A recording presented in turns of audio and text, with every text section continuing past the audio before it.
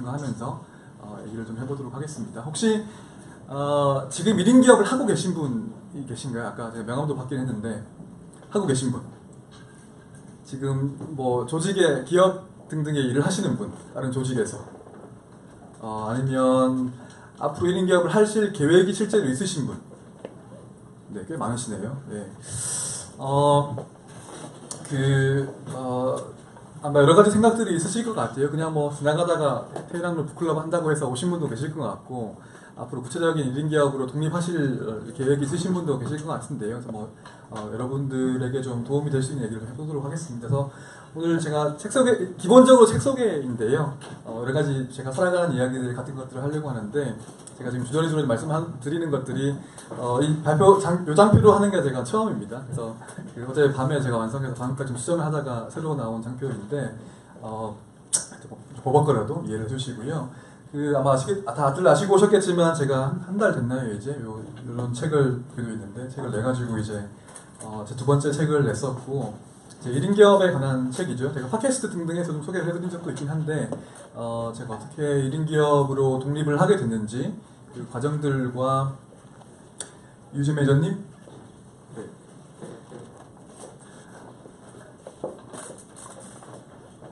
화면이 꺼지네요. 네. 네. 그 과정들과 그 고민들, 그 이유들 같은 것들을 좀 설명을 드렸던 책인데요. 사실 이렇게 책을 원래 지금 내고 싶기도 했는데, 제가 막상 책을 내고 보니까 이게 내가 책을 잘 낸 게 맞나? 내가 뭐라고 이 책을 내서 자단체를 하고 있는 거 아닌가라는 생각이 들기도 했는데, 책을 읽어보신 분 계신가요? 아니면 뭐 제가 브런치 연재했을 때도 좀 보신 분도 계실 것 같기도 한데요. 이게 이제 이런 기사도 나기도 했어요. 그래서 뭐 배경 기사에다가 신간 다이제스트 이런 거 하실 때 이렇게 나와가지고 소개를 이렇게 하셔가지고 디지털 헬스케어 1인 기업으로 성공하기까지라고 하셔서 저거 보고 내가 과연 성공을 했나? 제가 성공했다는 말을 안 썼거든요. 그런 말은 제가 안 쓰려고 주의를 좀 했는데, 내가 정말 성공했나? 이런 생각을 좀 한동안 해보기도 했습니다. 저 얘기를 하려고 하면 성공이란 게 뭘까요? 저는 이제 성공이라는 것 자체를 정의를 해야지만 저 답을 할 수가 있을 것 같은데, 저기 뭐 돈을 많이 벌고 뭐 어떤 사회적인 지위가 올라가고 뭐 이런 게 성공이면 저는 아직 성공이 전혀 못한 것 같고, 되게 뭐 좀 행복하게 살고 있냐, 하고 싶은 일을 하면서 보람되게 살고 있냐고 하면은 뭐 그럭저럭 그런 것 같기도 한데요. 이런 얘기를 좀 제가 해보려고 합니다. 오늘 제가 드릴 말씀들은 이런 질문들을 먼저 시작을 하면서 말씀을 드리고 싶은데요. 우리가 결국에 일에 관한 얘기를 하는 거잖아요. 그래서 우리가 왜 일하는가, 그리고 우리는 과연 어떻게 일을 해야지만 하는가, 그리고 우리가 남들이 다들 기업에서 뭐 조직에서 공무원 하시면서 회사원 하시면서 일을 하시는데, 남들과는 좀 다르게 일을 해볼 수도 없나? 우리가 남들 좀 다른 대안적인 모델은 없을까? 그런 얘기를 좀 해보려고 싶었습니다. 그래서 제가 뭐 정답을 가지고 있는 건 절대 아니고요. 그리고 저는 이제 기본적으로 과학자라고 스스로 지금까지 생각을 하고 있는데, 과학적인 어떤 절대적인 진리가 사실 없고요. 그래서 그런 자기가 알고 있는 근거들을 가지고 최선의 결론을 내리는 게 사실 과학자인데, 지금 제가 가진 것들은 뭐 자기 경험에 기반한 중간 결론, 잠정 결론 정도로 보시면 될 것 같습니다. 그런 얘기를 좀 해드리려고 하는데요. 제가 두려운 질문입니다. 소개를 좀 이제 하면서 이 질문에 답을 드려보려고 하는 것인데, 막 이런 사례 오게 되면 이제 제가 막 명함도 주고 받고 하잖아요. 그러면 이제 보통 뭐 삼성전자 뭐 이렇게 되면 명함을 주면 삼성에서 뭐 무선사업부에서 일을 하시는군요 하면 금방 알잖아요. 근데 저는 이 질문 받는 게 되게 두렵기도 해요. 제가 명함 받으면 이거 뭐 하는 사람 잘 모르거든요. 그래서 뭐 하시는 분이세요? 이렇게 하면 보통 이렇게 답을 합니다. 이게 이제 제가 하고 싶은 답은 모두 다 한다면 이런 정도인데요.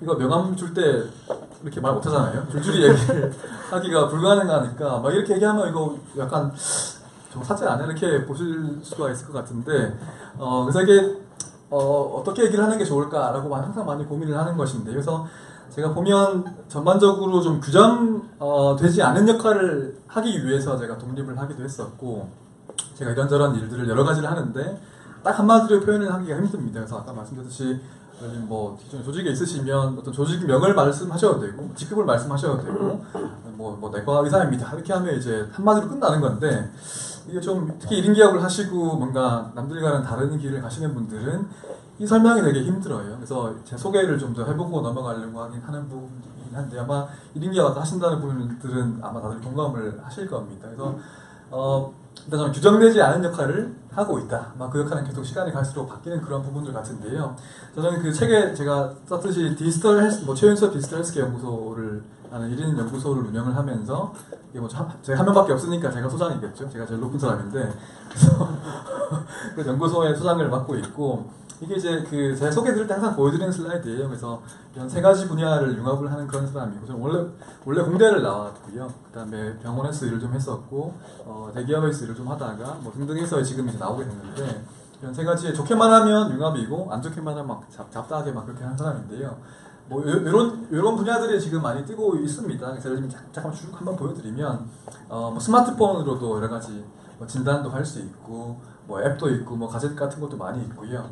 예를 들면 이런 것들 뭐 스마트폰으로 심전도 같은 거 측정하기도 하고 아니면 스마트워치, 애플워치 같은 걸로 뭐 측정할 수도 있고 뭐 진단도 할 수도 있고 미국 같으면 원격으로 같은 것도 되고요. 아니면 뭐 이런 것들 이게 구글이 개발하고 있는 제가 첫 번째 책에 쓴 내용이기도 한데 그 스마트 컨택트 렌즈라서 혈당 측정을 렌즈로 하겠다 뭐 그런 것들을 시도하는 분들도 있고 아니면 뭐 이게 먹는 센서예요. 약을 언제 먹었는가를 알려주기 위해 가지고 이런 기술들도 있고 센서 같은 것들 개인들의 유전 정보 분석하는 거 혹시 본인 유전 정보 분석해 보신 분 계신가요? 아마 거의 안 계실 텐데 제가 국내 어느 그룹에 가서 말씀을 드려도 거의 손을 못 드시는 게 그 질문인데 예를 들면 미국에 보시면 이게 23M이라고 하나의 기업인데 지금 지난 4월 기준으로 말씀드리면 2밀리언 명, 200만 명이 넘었거든요. 자기 개인들이 유전 정보 분석해가지고 자기 가지고 있는 분들이 뭐 이게 그만큼 글로벌리 보면 아주 크게 성장하는 그런 산업이고 뭐 인공지능 뭐 저는 사실 그 표현을 잘 안 쓰는데 제4차 산업혁명 뭐 이런 거 하면서 인공지능이 많이 주목을 받고 있죠. 그 중에 하나가 왓슨 같은 그런 것들이고 뭐 이런 흔히 말하는 딥러닝 같은 것들이 도입이 되고 있으면서 영상 의료 데이터 뭐 이렇게 맥스레이 MRI든 병리 데이터든 이런 것들로 다 이제 이런 것들이 지금 제가 자문하고 있는 뷰노라고 하는 기업에서 딥러닝으로 아산병원이랑 하고 있는 그런 연구들인데요. PCT를 뭐 인공지능이 분석을 한다든지 이런 것들 VR 같은 거죠. 가상현실인데 이런 것들 보면 예를 들면 뭐 이런 PTSD라는 트라우마 같은 정신과 질환이 있거든요. 뭐 공포증이나 이런 것들을 치료하는 데 쓰인다든지 뭐 그런 것들이 이제 제가 흔히 얘기하는 디지털 헬스케어로 하는 분야이고요. 헬스케어와 디지털 기술이 융합이 되어 있는 그런 분야에 제가 일을 하고 있고 이 분야가 최근 데이터인데 뭐 투자가 되게 많이 되고 있다. 그만큼 되게 많이 성장하고 주목을 많이 받는 분야이다. 이런 것들을 말씀을 드리는 이런 분야가 제가 지금 일을 하고 있는 그런 분야를 간단하게 소개를 해드린 것인데요. 그래서 이게 이름만 봐도 되게 융합적이죠. 디지털 헬스케어니까 IT도 좀 알아야 되고 뭐 의료도 좀 알아야 되고 그런 부분인데 이게 그 분야 자체도 애매하고 어떤 분들은 이제 의사 하시다가 오신 분도 계시고 저처럼 공대에 있다가 오신 분도 계시고 뭐 디자인 하시다가 오신 분도 계시고 여러 가지 분야에 접근을 하고 있는 그런 분야라고 말씀을 드릴 수가 있겠습니다. 그래서 이제 이런 분야에 제가 사실 이 분야를 국내에 처음 소개한 사람 중에 제가 한 명이어서 이 분야를 되게 기회가 있는 것 같다가 좀 더 투신을 해보려고 하니까 어떤 조직 내에서 제가 어떤 고정된 역할을 가지고 일을 해가지고는 이 분야에서 뭔가 더 큰 가치를 만들 수는 없겠다. 예를 들면 9to5로 한 자리에 앉아 있으면서 대기업에서 일을 해보신 분은 아시겠지만 그 직급이랑 그 역할이 정해지면 그거 외에 일을 하기가 쉽지 않잖아요. 그래서 그 직무도 예를 들면 또 계속 1년 만에 바뀌면 내가 하기 싫은데 또 그 일을 해야 되기도 하고 뭐 그런 부분들에 대해 가지고 아니면 또 뭐 나는 밖에 나가면서 되게 많은 분들을 만나고 많은 이야기도 듣고 이야기도 하고 싶고 그런데 이제 계속 고정된 자리에 앉아 있으면 그게 쉽지 않은 부분들이니까 그래서 뭔가 이제 제가 학계도 있었고 병원에도 있었고 기업에도 있었는데 뭔가 지금 하시는 분들의 일도 아주 중요한 일들이지만 뭔가 그 틈사이에 있는 뭔가 어떤 제가 책에서 썼던 퍼실리테이터로서의 역할, 뭔가 약간 그 틈새에 있는 역할 중에 기회가 있는 것 같다는 걸 제가 발견을 하게 돼가지고 뭐래가 준비를 통해 가지고 독립을 이제 하게 된 것이지요. 그래서 이게 뭐 규정되지 않은 역할인데 그래도 좀 설명을 구체적으로 해보게 되면 저는 크게 세 가지 역할을 합니다. 첫 번째가 뭐냐면 일단 연구소장이니까 연구하는 사람이고요.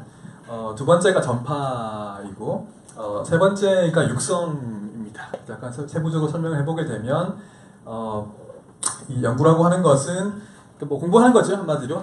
제가 새로운 분야의 어떤 과학자, 연구자로서 뭐 논문도 읽고 기사도 읽고 여러 가지 새로운 기술을 접하면서 또 제 스스로를 발전시켜 나가는 것이고요. 그러니까 디지털 헬스케어 한 전반적인 분야를 저는 다 팔로우 하려고 노력을 하고 있는 그런 사람이고, 그게 공부를 한 것으로 뭘 하느냐? 전파를 합니다. 그래서 전파는 방식이 여러 가지가 있는데, 뭐 지금처럼 제가 사실 방금도 어떤 제약사에서 강의를 하고 와서 지금 막 되게 힘이 드는데, 뭐 온오프라인을 통해 가지고 1년에 한 150번 강의를 제가 합니다. 그래서 강의를 많이 하기도 하고, 병원이든 기업이든 대학이든 강의를 하고, 주로 글 쓰는 걸 제가 좋아해요. 뭐 책을 쓰기도 하고, 뭐 블로그도 있고, 제가 매경에도 칼럼 쓰고 있고 등등 해서 아니면 비정기적으로 기고를 하거나, 아니면 이제 나는 1인 기업가다 팟캐스트 들어보신 분 계실 텐데, 거기 제가 뭐 책 소개도 하고 제 얘기를 몇 번 한 적이 있는데, 뭐 방송 같은 것도 이제 나가기도 하고요. 그래서 그렇게 전파를 하는 것이고요.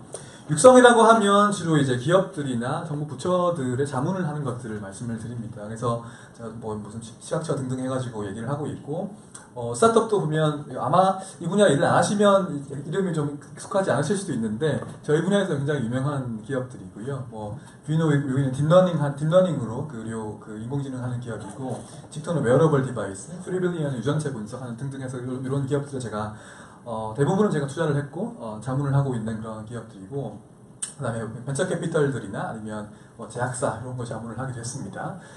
그리고 이건 나중에 제가 발표 후반부에 말씀을 드릴 텐데, 제가 이제 뭔가 이런 활동들, 아니면 특히 이런 1인 기업을 하면서 가장 고민되는 부분이 뭐가 있냐면 지속 가능성에 대한 고민이에요. 그래서 뭐 지금은 괜찮죠. 뭐 지금 제가 3년차 1인 기업가인데 뭐 지금까지는 썩 나쁘지 않았다고 본다고 한다면은, 제가 10년 뒤, 20년 뒤에도 똑같이 활동할 수 있을 것인가? 그런 지속 가능성에 대한 고민을 항상, 가장 큰 고민이 사실 그 고민이고, 그런 고민들 때문에 이런 약간 전문가들의 느슨한 네트워크라고 할까요? 그런 조직들을 만들면서 좀 새로운 방향들도 모색을 해보고 있습니다. 그래서 지금 어떤 형식적으로 보면 저는 크게 두 가지 단체의 대표예요. 그래서 1인 기업의 대표이고, 여기는 주식회사인데 여기도 제가 대표를 맡고 있고, 제가 왜 이런 기업을 만들었는지는 이 뒷부분에서 설명을 드리도록 하겠습니다. 그다음 넘어가면, 그래서 제가 오늘 일을 하는 거에 대해 가지고 한번 이야기를 해보겠다고 했는데, 근데 우리가 왜 일을 하죠? 왜 일을 하시나요? 좀 이렇게 진지하게 고민을 해보신 적 있으신가요? 일단 먹고 살아야 되기 때문에 하죠, 그죠? 뭐 돈 벌어야 밥을 사 먹으니까, 뭐 자식도 교양을 하고. 근데 그뿐만은 아닌 것 같아요. 일을 한다고 하는 것이 굉장히 숭고한 어떤 과정 일이라고 할 수 있는데, 저는 한번 생각을 해보게 되면 제가 살아가는 어떤 목적도 그렇고, 제가 일을 하는 목적도 결국에는 이게 행복해지기 위해서가 아닌가. 뭐 아마 모두가 행복해지고 싶지 않으신 분 안 계실 거 아니에요. 우리가 행복해지기 위해서 결국에 일을 하게 되는 것 같은데, 이게 이래서 우리가 행복이라고 하는 것이 무엇이냐.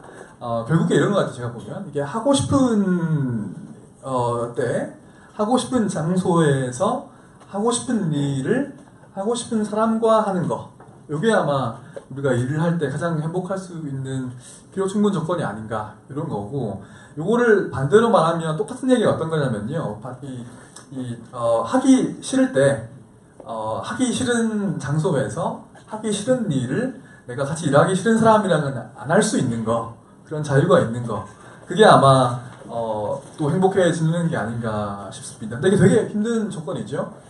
내가 하기 싫을 때 출근 안 하면 되게 좋을 텐데, 그렇지 않잖아요, 일반적으로는요. 뭐 내가 하기 싫은 장소에서, 우리 사무실에 가면 하기 싫잖아요, 직장 출근하면서. 그런 것들을 우리가 좀 자율성을 가지고 내가 내 인생을 컨트롤할 수 있으면 좋지 않을까? 제가 책에도 나는 온전히 나로서 살고 싶었다, 나는 내 인생에 엄청 거창하게 썼는데, 내 인생의 주인공이고 싶었다, 썼는데, 그 말이 결국 이거예요. 내가 하기 싫으면 내가 안 하고 싶은데, 기존의 조직에 있으면 그게 안 되니까, 그런 얘기들을 하려고 했던 것입니다. 그래서 더 구체적으로 본다면, 내가 행복해지기 위해 가지고 일을 하는데, 그럼 왜 조직을 나왔냐? 조직에 있으면 행복하지 않으니까 나왔겠죠, 그죠? 그래서 이거 좀 더 얘기를 잘 안 넘어가네요. 보게 되면 저는 제 뭐 장점이 몇 가지 안 되지만 그래도 그나마 몇 가지가 있는데 그 중에 하나가 엄청 다양한 곳에서 일을 해봤어요. 그래서 제가 학교에도 있었고 뭐 대학교 연구소에도 있었고 뭐 기업에도 있었고 뭐 대기업에서 나름 팀장도 했었고 뭐 병원에도 있었고 등등 해가지고 뭐 아직 이제는 좀 늙어가는 처지인데 아직 뭐 원래는 어릴 때였지만 뭐 여러 가지 그 직급에서 여러 가지 경험들을 하면서 그나마 남들이 요즘에 뭐 선망하고 있는 다들 대기업 가고 싶어 하니까 대기업에서 뭘 해봤지만 이게 뭔가 남들은 되게 당연하게 여기는데 이게 하는 게 아닌 것 같은데 이런 생각을 많이 했었어요. 그래서 결국에 그런 과정을 거쳐가지고 이제 독립을 하게 됐는데요.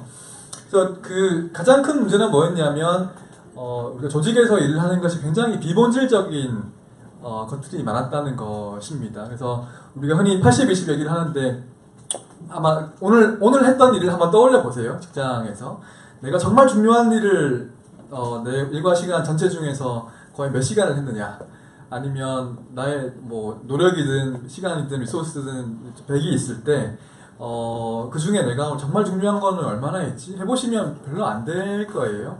아마 80-20 법칙을 얘기하게 되면 아마 본질은 한 20밖에 안 되는데 그걸 위해 가지고 아마 뭐 80의 비본질적인 일을 해야 되거나 아니면 그 비본질적인 일만으로도 거의 100이 넘어가는 날들이 많이 있죠, 사실은. 뭐 그래서 야근도 하고 주말에도 일을 하는 건데 그런 것들이 보면 저는 그렇게 이제 뭔가 조직에서 필연적으로 발생할 수밖에 없는 더 비본질적인 일들, 그런 것들을 하면서 좀 제 인생을 낭비하기가 좀 싫었던 것 같아요. 사실 조직이라는 걸 처음에 왜 만들었을까? 를 한번 생각을 해보게 되면 혼자서는 그 못할 일, 못 잡을 기회를 찾기 위해서 여러 명이서 같이 일을 하는 거잖아요. 근데 그런 조직을 유지를 하려다 보면은 이 비본질적인 일, 조직을 위한 일을 나올 수밖에 없게 되는데 누군가는 그 일을 해야 되고 저는 그게 그 누군가가 되고 싶지 않더라고요. 그때 보통 사회초년생이고 뭐 신입사원이고 그러면 커피 타야 되고 뭐 복사 해야 되고 이런 것들을 누군가 해야 되는데 회식 장소 잡아야 되고 저는 그런 걸 별로 하기 싫더라고요. 왜냐하면 저는 그런 걸 하려고 제 전문성을 갈고 닦은 게 아니기 때문에 그런 고민들을 하다가 이제 제가 나오게 된 건데 본질은 뭐냐? 사실 본질이라고 하면은 아마 어떤 일을 하시냐에 따라 가지고 다 다르실 거예요. 저는 이제 연구를 하고 새로운 걸 계속 배우는 그런 사람이기 때문에 이런 것들을 계속 공부를 하고 더 큰 약간 좀 제가 헬스케어 의료 쪽을 일하니까 이게 결국에 어떤 인류 뭐 병을 낫게 하고 더 건강한 뭐 이런 것들이니까 더 큰 가치를 좀 추구하고 싶었는데 실제 뭐 제가 어떤 일상적으로 하는 일들은 엄청 좀 가치 없는 일들, 뭐 회사에서 흔히 하는 뭐 미팅을 위한 미팅, 뭐 보고를 위한 보고, 뭐 상무님 눈치 봐야 되고 뭐 이런 것들 있잖아요, 그죠? 예를 들면 이런 거죠. 난 똑같은 내용을 보고하는데 이게 상무님 전무님의 기분에 따라 가지고 이게 그 가부가 달라지죠. 그래서 흔히 하는 게 예를 들면 우리 되게 중요한 발표 있으면 아침에 그 비서한테 가가지고 오늘 저 기분 좀 어떠시냐고 물어보잖아요, 그죠? 그런 게 저는 되게 비본질적으로 느껴졌어요. 아니면 뭐 저 되게 술 잘 못 먹는데 뭐 억지로 회식 가서 술 먹어야 되고 뭐 이런 것들, 아니면 특히 뭐 제가 대기업 있을 때 대기업 말해 보면 이제 회장님 바뀌고 뭐 그래가지고 실적이 되게 안 좋았어요, 회사에서. 그러니까 뭐 주말 출근을 명령을 하시더라고요. 이 시스템이 어땠는데 주말 출근하니까 처음엔 또 뭐 나중에도 순번 돌아가면서 주말 출근해가지고 했는데 뭐 그런 것들이 이게 뭐한 짓인가 이런 고민을 계속 하다가 이제 다른 기준이 없을까 이런 고민을 많이 하게 되는 것이죠. 최근에 이제 기사를 봤는데 여기 임정우 선생님이 사실 공유하셔가지고 봤던 기사인데요. 이게 그 현대차에서 최근에 퇴사한 그 외국인 임원이 했던 얘기입니다. 그래서 한국의 기업 문화에서 가장 이해하기 힘들었던 점이 무엇이냐 하니까 일이 다 끝났는데 퇴근 못하고 앉아 있어야 되는 거.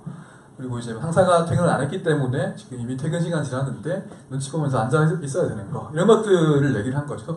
사실 어떻게 보면 이게 당연한 걸 수도 있습니다. 한국적인 문화, 한국적인 기업에는 되게 당연한 일일 수도 있죠. 근데 그 당연한 일이라고 해서 옳은 건 아니니까 그런 거에 대해 가지고 우리가 좀 더 당연한 일을 의심할 수 있다면 어떨까? 당연한 일을 당연하지 않게 여길 수 있으면 어떨까 하는 것들이 제 생각이었었고요. 이런 것들이죠. 예를 들면 뭐 이 일을 왜 해야 하지? 우리가 주어졌는데 그러면 이제 만약에 조직에서 있어 보신 분들은 이 말에 토달할 수 있으신가요? 뭐 CEO 지시사항이고 회장님 지시사항인데 예를 들면 그 삼성전자에 일을 하시는데 이거 JY 지시사항입니다 하면 이거 토달할 수 있나요? 못 달잖아요, 그죠? 이게 저는 그 사람이 신인가? 저 사실 요 그림인데 CEO 지상이라고 하는 게 저는 어떻게 느껴졌냐면 제가 원래 기업에서 일을 안 했던 사람이서 그런지 모르겠지만 이런 거랑 되게 비슷하게 느껴졌어요. 그래서 어떤 위대한 수령 동지의 말씀이라서 우리가 반드시 따라야만 되는 말씀이고 흔히 이제 아니면 이런 것들 이런 거여서 CEO 지지상을 받아보신 분들은 아시겠지만 이게 한두 문장으로 나오잖아요. 그럼 그 다음에 하는 게 뭐죠? 이거 거기에 들어있는 함축적 의미를 찾으려고 막 여러 명이 달려 들어가지고 토시 하나 보면서 은는 이가 이거 막 보면서 이게 여기 요 단어 이게 수식하고 이게 문장 끊기니까 이게 이 말이고 이거 막 토론을 합니다. 그 되게 엄청 심오한 의미가 들어있는 거 돼가지고 이런 거죠. 이런 걸 보면 이게 분명히 거기에는 되게 심오한 의미, 진리의 말씀이 담겨 있는 것일 것이다. 아니면 또 그 말씀을 결코 우리가 거역할 수는 없죠. 감히 우리가. 그리고 이제 보통 그런 분들 우리가 감히 만날 수가 없는 신선한 분들이시기 때문에 만날 수 없는데 우리가 그 말을 꼭 들어야 되는 그런 시기여서 저런 게 보면 되게 당연하게 여길 수도 있는 부분인데 저는 좀 이상하게 느껴졌어요. 그래서 내가 저 인간보다 별로 못할 게 없는 것 같은데 왜 내가 저 말을 들어야지? 이런 부분들이 있었던 것이고 특히 이런 거죠. 이게 이제 저는 제가 있던 병원도 그랬었고 기업도 그랬는데 제가 일을 하다 보면 어떤 범선이 계속 제 머릿속에 그려졌어요. 아주 큰 배인데 이게 이제 배를 보면 뭐 보통 선장이랑 갑판장은 위에 계시고 그 밑에 제가 층층이 내려오다 보면 밑에 이런 분들이 있잖아요. 그래서 이게 사실 배너 그 사진인데 열심히 이제 노를 젓는데 보면 창문이 하나도 없죠. 보면 밖에 안 보입니다. 이게 배를 엄청 열심히 저으라 십장이 막 채찍질하면서 열심히 제어라 그러니까 일단 적고 있는데 이 배가 내 어디로 가는지 모르겠어요 이거를. 근데 보면 나를 채찍질을 하는 놈도 그렇고 위에서 뭐 지시사항을 주는 놈도 보면 나보다 별로 전문성이 있는 사람 같지가 않아요. 오히려 나는 이제 내가 바다에서도 많이 있어봤고 밖에 돌아가는 것도 원래 여기 들어오기 전에 알았고 물결도 내가 지금 손으로 느끼고 있고 여기 주변 지형지물을 잘 알고 있는 것 같은데 오히려 나보다 사실 조직에 보면 관리자로 올라갈수록 전문성이 떨어지고 실무는 안 하시게 되니까 특히 한국적인 조직에서는 그만큼 이게 내가 나는 배가 어디로 가는지도 모르겠는데 이게 그 배를 방향을 결정하시는 분들이 제대로 결정을 잘 모르겠어요. 혹은 이제 내가 가야 된다는 방향이 다른 것 같아. 그러면 이게 이제 고민을 하게 되는 것이죠. 그런 것 때문에 이제 제가 계속 조직에 있으면서 대안적인 삶은 없을까 이런 고민을 많이 했던 것이고 최근에 퇴사가 되게 유행인 것처럼 많이 변지죠. 그 뭐 퇴사 학교도 있으시고 티거장 그리고 있으신 책도 있는데 하여튼 뭐 이런 사실 대기업을 보면 그렇게 들어가고 싶었던 대기업이고 공무원이고 한데 1년 만에 그만두는 친구들이 굉장히 많이 있습니다. 제가 실제 겪었던 제 밑에 뭐 주변에 봤던 친구들도 그렇고 왜 그럴까요? 진짜 실제 이런 요즘 애들이 근성이 없고 끈기가 없어가지고 그런 걸까요? 그게 조직 문화가 결국에 이제 시대는 변했는데 이 조직이 바뀌지 않기 때문이라고 저는 보고 있습니다. 그래서 이게 안 넘어가는군요.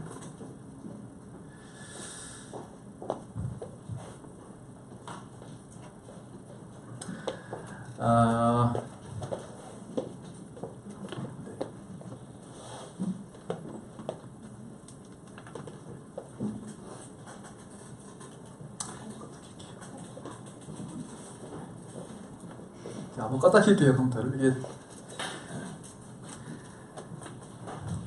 최근에 보면 이제 퇴사 학교 뭐 나와가지고 퇴사를 미리 준비를 하시는 학원 다니시면서 퇴사를 미리 준비를 하시는 분도 계시고 저는 그게 이제 학원까지 다니면서 준비를 하셔야 될 필요가 있는지 잘 모르겠습니다만은 아무튼 보면 실제 많은 경우에 신입사원들이 그만두죠. 그래서 그만두는 이유가 시대는 바뀌는데 그 조직 문화가 따라가지 못하기 때문이라는 거예요. 그래서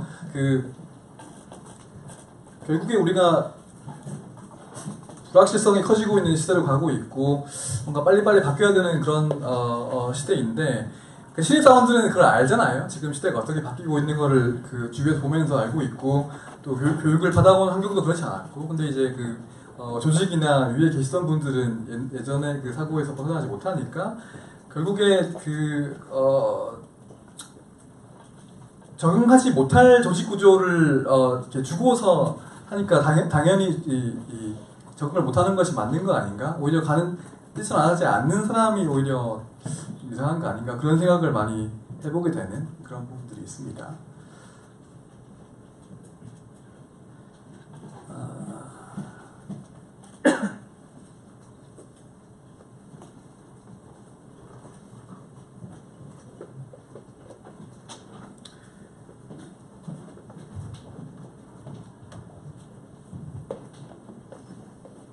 그래서 우리가 이제 그런 특히 한국의 조직은 이제 그런 부분들이 있기 때문에 우리가 어떤 그 기존의 한국적인 조직 말고서 어떤 대안적인 삶을 우리가 찾아볼 수는 없을 것인가 그런 부분들에 대해 가지고 많이 고민을 하게 되었던 그런 부분들인 것이지요. 그래서 특히 한국의 조직들이 바뀌는 시대에 적응하지 못하고 있다.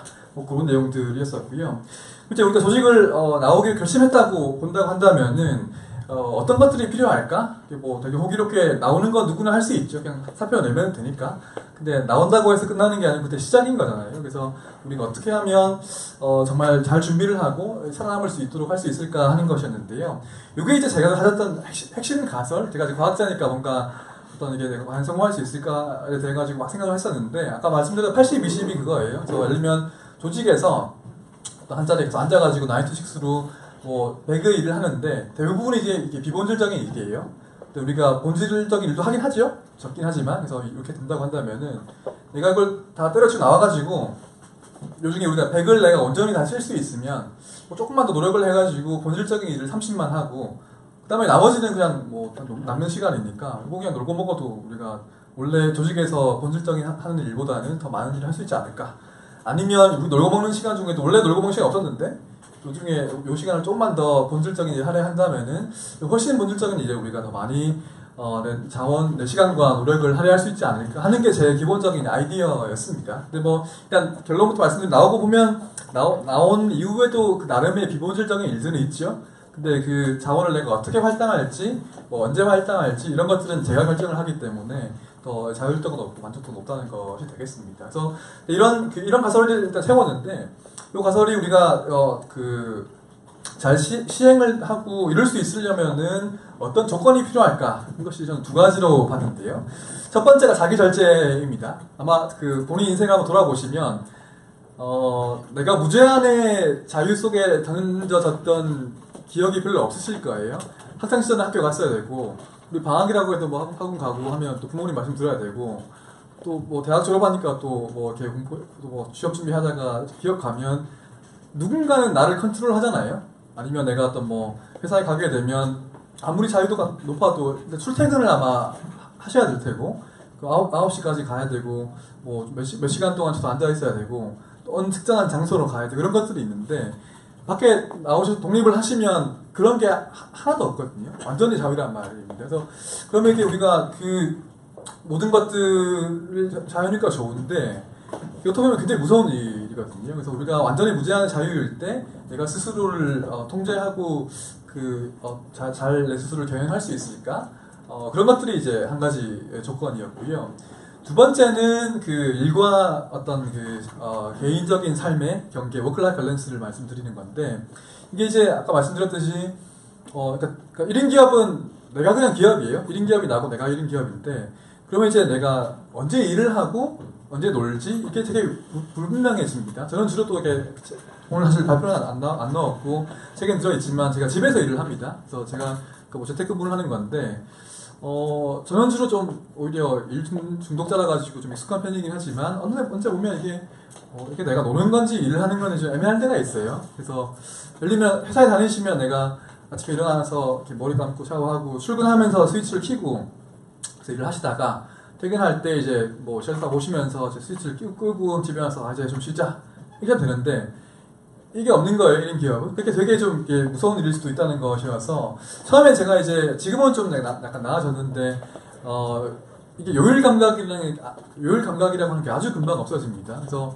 내가 주말 이렇게 뭐 출퇴근 안 하니까 뭐 주말과 평일에 구분이 별로 필요가 없고 그래서 그냥 혼자 살다 보니까 이제 이게 굉장히 빨리 요일 감각이 없어지는 거죠. 그래서 이게 오늘 일요일인지 금요일인지 잘 모르고 이렇게 되면 이건 좀 안 되겠다 싶어가지고 이제 다른 분들처럼 같이 그 리듬을 맞춰서 살기 시작했는데 하여튼 그런 부분도 있다는 것이죠. 결국에 뭐냐고 하면은 저쪽으로 가면 완전히 무제한의 자유 쪽으로 저쪽 극단으로 가면 완전 무절제한 방탕한 삶을 살게 되는 것이고 이쪽으로 가게 되면 이제 완전 일중독자가 되는 거죠. 그래서 뭔가 이제 그 중간쯤에 균형을 잡아야 하는 것인데 그 줄타기를 할 수 있어야지만 이제 우리가 1인 기업으로서 살아남을 수가 있다는 것이죠. 저도 이걸 잘 하지는 못하고 있습니다. 저는 주로 요 정도 있는 것 같은데 그래서 저도 지금 많이 균형 잡힌 생활을 하려고 노력을 하고 있는 그런 상황이 되겠습니다. 그리고 이제 그 준비를 하실 때 보면 이게 그 저는 1인 기업이라고 하는 개념을 처음 언제 알았냐면요. 지금은 돌아가셨는데 구본형 소장님이라는 분이 계셨지요. 그래서 그래서 제가 책에 마지막 보면 추천 도서 중에 제일 먼저 나오는 것이 이제 그대 스스로를 고용하라는 책인데요. 제가 대학생 때 읽었던 책이에요. 지금은 사실 되게 당연한 얘기들이 많이 있는데 그 당시 2000년대 초반에 보게 되면 굉장히 혁신적인 개념들이 많이 있었고 그때 말씀하신 게 그때가 이제 IMF를 벗어나던 시기였기 때문에 그러니까 일반 직장인들이 뭔가 1인 기업으로 거듭나야 한다 그런 주장을 처음 하셨던 책으로 저는 알고 있는데요. 그 책에서 나왔던 내용 중에 하나가 이제 저도 사실 그렇게 생각하는데 1인 기업이라고 하는 게 반드시 물리적으로 조직에서 퇴사를 해가지고 나와야지만 되는 건 저는 아닌 것 같아요. 그래서 그 조직 내에서 일을 하시더라도 내가 뭐 연구소에서 일을 하거나 회사에서 일을 하시거나 뭐 병원에서 일을 하시더라도 내가 스스로 하나의 내 일은 내가 책임지는 그런 기업이고 내가 상사의 명령 사실 내가 거역할 수는 없지만 그분 나의 고객이고 내가 받는 월급은 나의 일을 한 데 대한 어떤 무슨 컨설팅 피고 이렇게 정의를 하게 되면 사실 그런 일들이 굉장히 다르게 보입니다. 그래서 우리가 사실 그렇게 일을 할 수 있어야지만 또 역설적으로 나오실 수 있거든요. 그래서 왜냐면 내가 아인슈타인 바가지 저 얘기가 엄청 컨트롤되어 있고 96로 앉아 있어야만 되고 잘 통제를 당하는 상황에서도 내가 스스로 내가 컨트롤 못하고 내 일에 대한 내가 이 일이 내 일이다 이렇게 같이 못하면 밖에 나가도 똑같습니다. 이게 갑자기 나간다고 해서 상황이 바뀌지 않거든요. 그래서 이게 조직에 있을 때에도 뭔가 내가 1인 기업인 것처럼 시뮬레이션을 충분히 해보실 수가 있고 그렇게 해보시면서 우리가 내가 과연 밖에 나가서 성공할 수 있는 사람인가 그런 것들을 한번 짐작을 해보실 수가 있다는 말씀입니다. 제가 많이 강조드린 이야기가 저는 이제 이 책을 쓰고 제가 강의를 드리는 이유 중에 이유가 1인 기업이 모두가 1인 기업이 돼야 됩니다 라고 주장하는 게 절대 아닙니다. 1인 기업이라고 하는 게 정답이 절대 아니에요. 그래서 어떤 분들한테는 조직에서 일을 그대로 하시는 것이 정답일 수 있고 또 저처럼 어떤 사람들한테는 밖에 나오는 것이 정답일 수 있는데 그게 이제 맞다면 나오는 게 맞고 근데 그거를 이제 우리가 미리 테스트 해볼 수 있다는 것이죠. 그래서 무작정 나오시는 건 절대 권하지 않는다.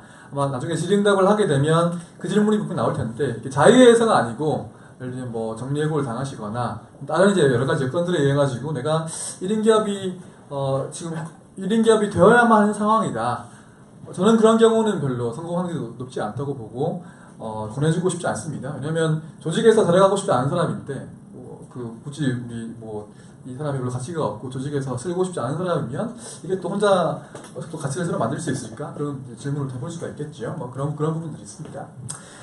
자, 그러면 조직을 이제 언제 나와야 하는가인데요. 아마 아까 손을 많이 드셨던 분들이 좀 관심 있어 하실 것 같은데, 저는 이게 아주 간단한 기준이라고 보는 것이요. 이게 어떤 거냐면, 이 조직 속에 내가 있고요. 그리고 조직 밖에서 보는 내가 있으면, 조직 안의 나의 존재감보다 조직 밖의 나라는 사람에 대한 존재감이 커지게 되면 그때 나오시는 것이 맞다고 봅니다. 그때가 되면 이제 약간 리스크가 좀 줄어들기는 하거든요. 그래서 이게 아까 말씀드린 뭔가 나 나가서 한번 배수의 진을 쳐봐야지 이러고 나가시면 안 되고요. 그래서 이게 언제 이런 때가 올까? 이런 기준을 말씀하셨는데 저게 언제인지 어떻게 아나요? 하면 자연스럽게 알 수 있습니다. 본인이 느끼실 거예요. 그래서 그게 예를 들면 어떤 벌어들이는 돈이라든지 아니면 외국에서 보는 시각이라든지 전문가로서 인정받는 그런 평가라든지 그런 것들에 대해 가지고 조직 밖에서 받는 그런 가치가 올라가면 사실은 오히려 조직 내에 남아있기가 오히려 더 힘드신 그런 상황이 될 겁니다. 제가 이제 제 책에 쓴 내용인데 친구 중에 한 명이 저희 1인 기업으로 먼저 독립한 친구가 있어요. 제 대학 동기인데 그 친구는 IBM 다니다가 독립을 해가지고 지금 여러 가지 강사도 하고 자문도 하고 있는데 제가 그때 대기업 다니고 있을 때였거든요. 그래서 그 친구가 막 이렇게 밥을 먹는데 저보고 하는 이야기가 그때 제가 막 책도 좀 이렇게 약간 쓰기 시작할 때였고 틈틈이 이제 강의도 할 그런 때여가지고 하니까 그 친구가 이제 저희 하는 말이 내가 장담하는데 분명히 한 3년 내로 네가 밖에서 벌어들인 돈이 네 월급을 넘어서는 때가 온다. 매달 벌어들인 돈이 그때가 오면 너는 반드시 독립할지 말지를 고민을 하게 된다. 이 약간 뭐 예언을 거의 했었거든요. 근데 그 3년 얘기했는데 그게 한 2년도 안 되는 사이에 오더라고요. 그래서 아마 그런 때가 오게 되면 이제 아마 분명히 고민을 하시게 될 겁니다. 이제 독립을 위해 가지고는 크게 4가지 요소가 필요하다고 저는 생각을 하는데 첫 번째가 가장 중요한 것이 전문성이고요. 그다음에 약간 좀 비슷한 개념이지만 네트워크와 개인 브랜드, 그리고 마지막이 수익 모델이고 가장 중요하고 평가하기는 제일 쉬운 게 이제 수익 모델이지요. 그래서 한 가지만 각자 이제 간단하게만 설명을 좀 드려보면 전문성이라고 하면은 어떤 거냐? 남들이 뭔가 따라하기는 힘든 독보적인 전문성, 그리고 지금 내가 전문성을 가지고 있다는 것뿐만이 아니라 제가 자기 절제 통제 말씀드렸는데 앞으로도 지속 가능하게 그 전문성을 유지할 수 있는 어떤 시스템이나 자세가 있어야 한다. 그런 내용들이고요. 그리고 실무를 알아야 됩니다. 그래서 이게 특히 이런 같은 실무를 하시면서 얻을 수밖에 없는 그 디테일들이 있는데 그런 의미에서 뭔가 이제 대학을 바로 졸업하시고 바로 1인경 한다든지 그런 경우 별로 원해드리고 싶지 않고 이 바닥에서 구르시면서 일을 해보시면 그 바닥에 돌아가는 걸 좀 아실 수 있거든요. 그래서 그런 것들을 아시고 나오면 좋겠다는 그런 부분들이고요. 첫 번째가 모든 3가지의 기본이 되는 전문성이고 두 번째가 네트워크입니다. 그래서 이게 뭐 인맥 같은 뭐 그런 걸 말씀을 드리는 것인데 이게 이제 밖에 나오시게 되면 결국 기회는 사람한테 오는 것이고 아무도 나를 모르면 결국 나를 아무도 안 써주는 거니까 이게 그 네트워크가 되게 중요한 것인데 그래서 뭐 저는 이제 주로 뭐 그 페이스북이나 블로그나 이런 것들을 자기 전문성을 알릴 수 있으면서 네트워크도 쌓을 수 있는 그런 것들을 많이 강조를 드리고 있죠. 그래서 가장 이제 흔히 네트워크라고 한다면은 뭐 명함주고 뭐 이런 것들을 상상하실 경우가 많이 있는데 저는 이제 강조하고 싶었던 것들은 이런 것들이죠. 우리가 휴먼 네트워크를 우리가 이렇게 보게 되면 그 중에 어떤 키맨이 있죠. 뭐 슈퍼 커넥터라고 부르기도 하는데 그런 분들이랑 연결이 되는 게 되게 좋습니다. 지금 보셨는지 모르겠는데 저희 스타트업 씬에서는 임정욱 센터장님 같은 분들이 키맨 중에 한 분이시죠. 그래서 모든 분들이 임정욱 센터장님을 알고 싶어하고 본인을 알아줬으면 좋겠다고 생각을 하게 되는데 그럼 예를 들면 적어도 그런 분들이 내가 누구인지 존재한다는 걸 알고 있고 내가 어떤 걸 잘하고 어떤 전문성이 있기 때문에 나한테 이런 기회를 소개시켜 주거나 어떤 사람을 소개시켜 주면 되겠군 이런 정도를 알 수 있게 하는 게 되게 중요하다는 걸 말씀을 드리는 거예요. 그래서 예를 들면 내가 슈퍼 커넥터가 되면 제일 좋겠죠. 근데 그건 누구나 할 수 있는 일이 사실 아니니까 최소한의 조건은 그런 슈퍼 커넥터가 나를 알아야 한다는 것인데 결국에 그분들 사실 저희 예를 들면 창업계에 있는 분들 모두가 그분을 알고 싶어 하는데 그러면 저는 원 오브 댐이 되면 안 되는 거잖아요. 그래서 사실 그분이 나를 알 만큼의 가치가 있는 사람이 되어야지만 또 역설적으로 그분이 나를 알기 때문에 그게 또 전문성이랑 연결되는 부분들이고요. 그렇게 되다 보면은 그래서 결론적으로 가장 좋은 네트워킹이 뭐냐? 저기 오셔가지고 예를 들면 이런 거죠. 오늘 같은 자리는 저한테 네트워킹에 대한 좋은 기회가 되죠.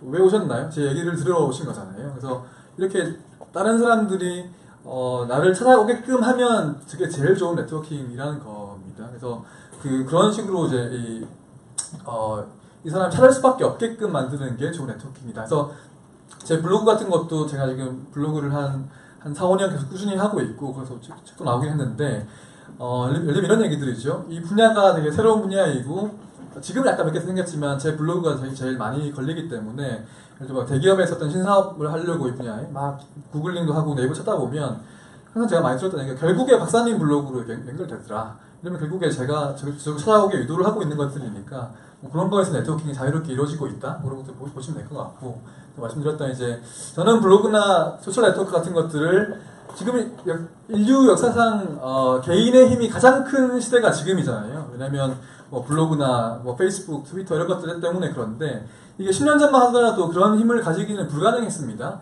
우리 유튜브로 1인 방송할 수 있는 그런 것들이 지금 저도 지금 제 페이스북으로 실시간 중계하고 있는 건데 이거 이제 유튜브에 올릴 거거든요. 그러면 이제 오늘 모신 분들도 유튜브 보시고 뭐 책 살 수도 있고 그런 거니까 이게 이제 개인의 힘이 커지는 건데 이 힘을 활용하셔야 된다는 거고 이 힘을 이제 뻔히 있는 툴들인데 활용 못 하시는 거는 사실 1인 기업을 하시려는 분들이라면은 못 하시면 되게 직무유기에 가까운 그런 분들이라고 말씀을 드리겠습니다.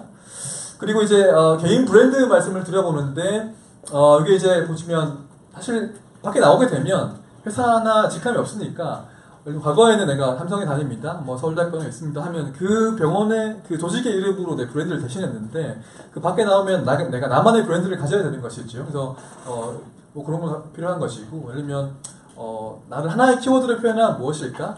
그걸 한번 되게 일관적인 그 브랜딩을 해야 되기 때문에 그런 고민들을 많이 해보시기 바랍니다. 마지막에 수익 모델인데요. 이게 가장 독립할 때 우리가 아까 제가 뭐 밖에 벌어들일 월급이 뭐 커지고 이런 얘기 했는데 가장 현실적으로 우리가 쉽게 알 수 있는 지표가 결국에 수익 모델이죠. 그래서 뭔가 우리가 그 조직 내에 있을 때부터 우리가 돈을 벌 수 있는 어떤 모델이 있는지 내가 어떤 가진 가설이 있으면 가설을 계속 검증을 하시면서 이거 내가 그래도 한 3년 정도는 내가 먹고 살 만큼의 돈을 벌 수 있겠다. 사실 먹고 살 만큼의 돈이라고 하는 기준이 모두 다르시겠지만 자기 기준에 맞는 돈을 벌 수 있을지를 계속 고민을 해보시면 좋을 것 같습니다. 그래서 결론적으로 조직 언제 나가는가 했을 때에는 조직 안에 나보다 밖에 내가 더 커져야 한다.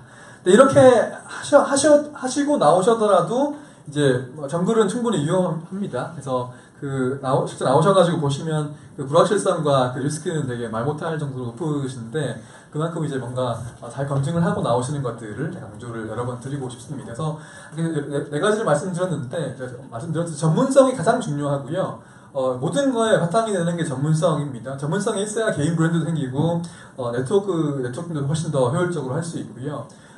그리고 이런 것들, 그리고 수익 모델을 만드는 거에 결국에 개인 브랜드 전문성 다 필요한데 결국에 이게 토대라는 거를 말씀을 드리는 것이죠. 제가 이제 사실 오늘 벌써 지금 1시간 다 돼가는데 책에는 제가 챕터 여러 개 써가지고 강조를 드렸지만 되게 팁적인 내용들이 많아가지고 이게 제 블로그고 제 페이스북인데요. 예를 들면 제가 쓴 내용들이 이걸 블로그에서는 뭐 어떻게 써야 되고 뭐 책으로 연결할 수도 있고 여러 가지 팁적인 것들 아니면 흔히 네트워킹 할 때 약한 연결의 힘, 뭐 윅타임을 얘기하는데 뭐 그런 것들 그리고 뭐 페이스북 알고리즘 이해서 이런 것들이 이제 디테일이 있는데 한번 기회가 되시면 한번 읽어보시기 바랍니다. 다 말씀드리기 힘들 것 같고요. 그리고 수익 모델 같은 경우에 결국에 이게 되게 관심이 많이 있죠. 저도 이제 독립하기 전에 보면 1인 기업이라고 하시는 분들이 여러 계시는데 뭐 좋다 이거야. 그래서 되게 뭐 멋있고 재밌게 일을 하시는 것 같은데 돈을 어떻게 버시지? 이게 되게 궁금했어요. 아마 저한테도 궁금하신 게 그런 내용일 텐데 그게 이제 아마 다 다른 모델이 있으실 거예요. 아까 말씀드렸듯이 개인의 힘이 커지고 활용할 수 있는 툴들이 많기 때문에 예를 들면 뭐 아주 전통적으로는 지금처럼 강의하고 뭐 강의료 받거나 뭐 기업의 자문료 받으실 수도 있고 뭐 칼럼이나 뭐 이렇게 쓰시면서 인쇄 받으실 수도 있고 뭐 제가 책으로도 인쇄 받고요. 뭐 그런 것도 있고 아니면 이제 블로그에 전혀 계약을 하진 않는데 뭐 배너 같은 거 하셔가지고 광고료 같은 거 구글 애드 같은 거 하실 수도 있고 뭐 유튜브나 아니면 아프리카 TV에 1인 방송 하시면서 별풍선 받으실 수도 있고 그게 사실 다 되게 좋은 수익 모델 있잖아요. 뭐 그런 것들이나 팟캐스트 하시면 중간중간 광고 넣어가지고 하는 거 다 실제 1인 기업들이 하고 계신 그런 모델들인데 뭐 저는 이제 하는 것도 있고 하지 않는 것도 있습니다만은 뭐 그런 것들이 되게 다양하게 있다는 것들이고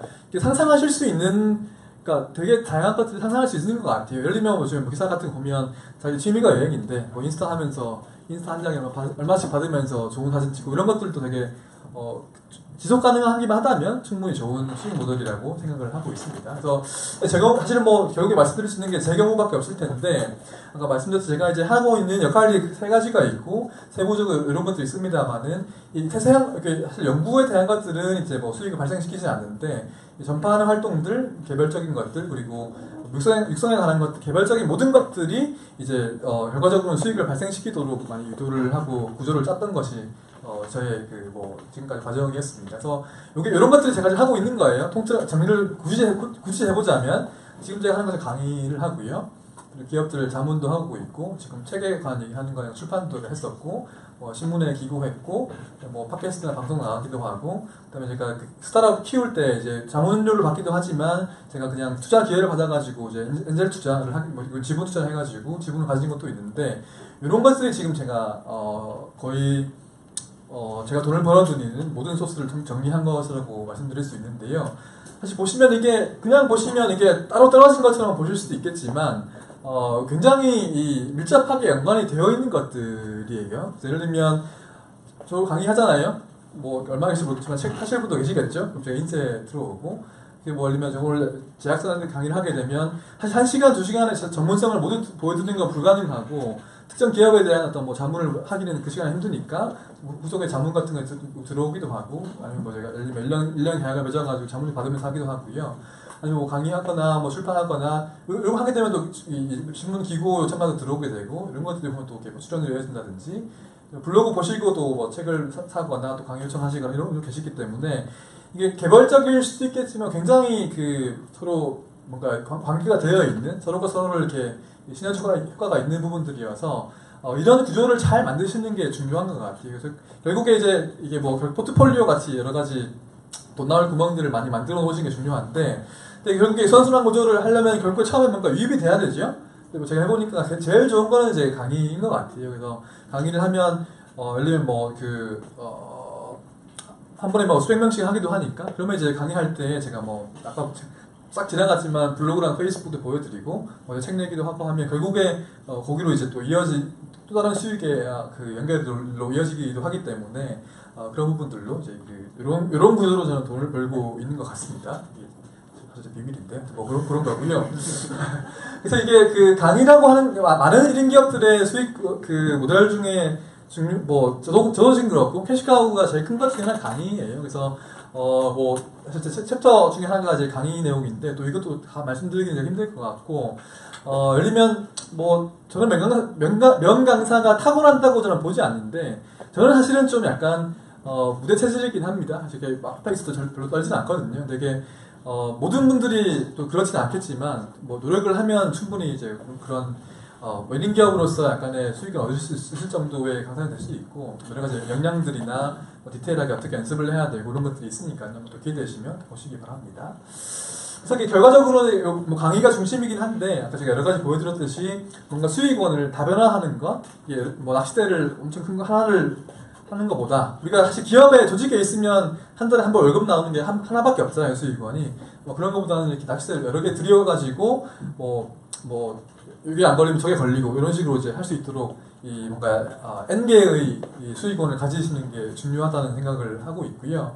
특히 이제 단순히 수가 많은 게 중요하다는 것을 떠나가지고 우리가 뭐 주식 투자할 때에도 하이 리스크 하이 리턴 뭐 안전한 거 뭐 조금 위험하지만 수익 많이 기대되는 거 여러 가지 분배를 해서 포트폴리오 형성하듯이 그러니까 수익원도 여러 가지 성격의 수익원을 조화시켜가지고 균형을 만드는 게 중요하다는 것입니다.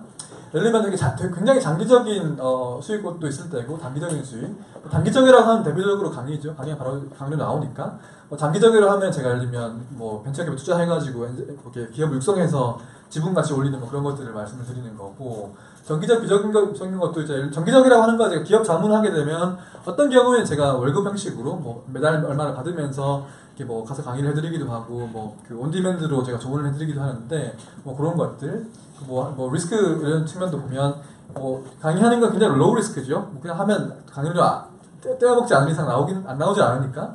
근데 이제 뭐 제가 벤처기업 투자하는 이런 것들은 굉장히 하이 리스크인데 이런 것들을 잘 조화를 하셔가지고 뭔가 이제 우리가 더 장기적이고 안정적이고 더 큰 수익을 도모해야 한다 이런 것들을 말씀을 드리는 것이고요. 특히 제가 강조를 드리고 싶은 것들은 결국에 굉장히 나오시면 굉장히 불안합니다. 그러니까 일중독이 된다고 하는 것들도 왜 일중독이 되느냐 이거 뭐 강의 지금도 사실 오늘도 사실 그렇긴 하는데 제가 방금 제약사에서 2시간 강의하면서 엄청 이제 힘이 들거든요. 제가 지금.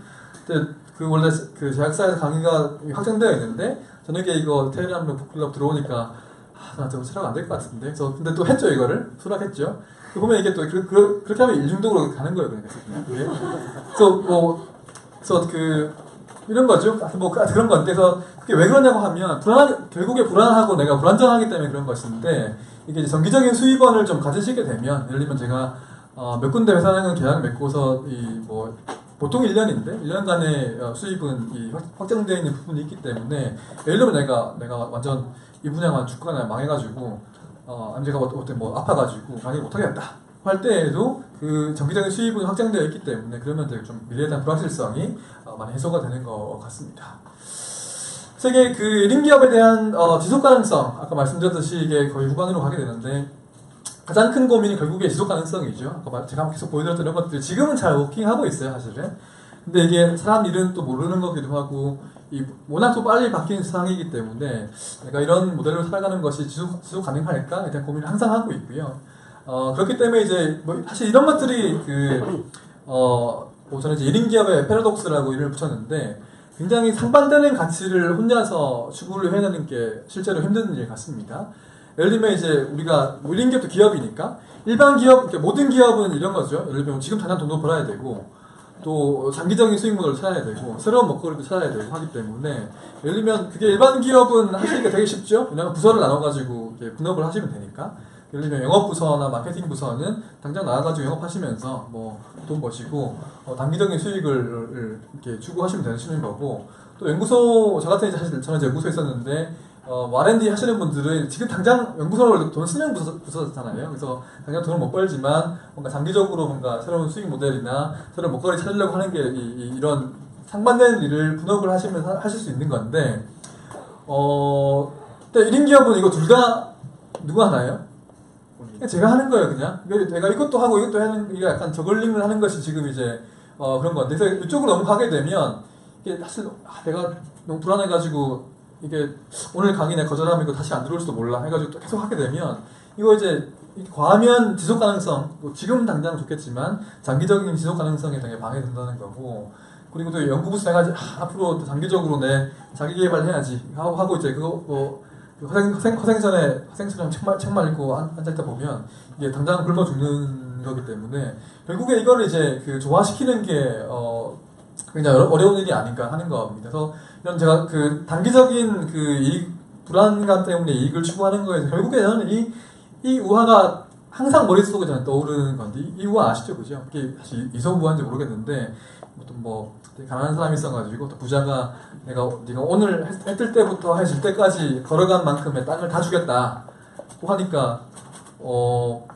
결국 이 사람이 끝까지 해질 때까지 걸어가다가 죽었잖아요, 마지막에. 그래서 뭐 자기 묘지에 한 평밖에 땅을 보였다, 이게 결론이었는데 굉장히 비슷해요. 실제 우리가 1인 기업을 하게 되면 예를 들면 뭐 되게 잘 나갈 때의 더 함정인 건데 계속 강의 요청 들어오고 무슨 뭐 계속 뭔가 들어오면 이게 지금 거절하면 다시는 오지 않을 기회 같아가지고 계속 이제 받아들이고 하다 보면 뭐 밥 한 번 안 먹지 뭐 하고 이제 뭐 잠 좀 줄이지 뭐 하고 뭐 이렇게 하다 보면 이제 결국에 그렇게 골로 가는 건데, 이제 이런 거 예를 들면 한번 가설적으로 한번 생각해 보세요. 예를 들면 내가 뭐 어떤 주제든지 강의를 한번 해주면 1시간에 강의 해주면 100만 원을 준다고 누가 해요. 그럼 이제 한 번 하면 당연히 하겠죠. 하루에 한 번 하면 누가 또 해요. 2번 하면 2번 괜찮을 것 같은데 하죠.